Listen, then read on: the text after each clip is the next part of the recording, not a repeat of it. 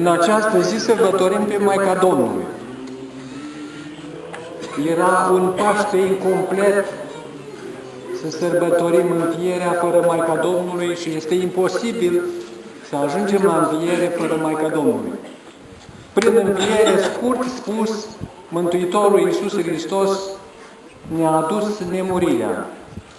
A murit și a unit firea omenească cu cea dumnezeiască ca să o îndumnezeiască. Omul, de la nașterea lui Hristos până la moartea Mântuitorului Iisus Hristos, a căutat să-L ucidă. Dar Hristos l-a condamnat pe om la nemurire. Și trupul său este medicamentul nemuririi.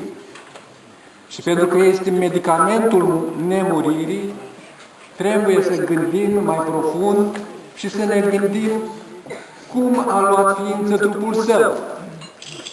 După dumnezeiești părinți, a fost creat de Dumnezeu în treime. A fost creat în momentul zărislirii perfect, cu mâini, cu picioare, dezvoltat, dar nu ca mărime, după cum spune Sfântul Grigore Palaman. Dar cel care i-a împrumutat sângele, a fost Maica Domnului. Mulțumim Maicii Domnului pentru toate. Mănăstirea Bistrița, icoana Sfintei Ana, obștea monahală așezată aici de peste 600 de ani, au fost tot atâtea izvoare de tămăduiri pentru răniții, însetații și înfometații acestei luni. De peste 600 de ani tot curge apă binecuvântată pentru adăparea sufletelor noastre.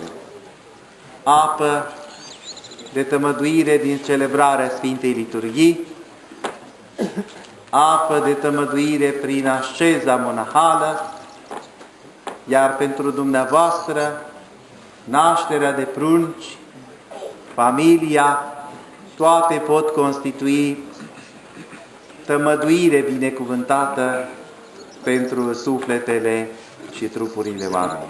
Vom merge fiecare la casele noastre, poate propovăduind celor care n-au putut veni la slujbă, cele ce s-au întâmplat aici, arătându-le și lor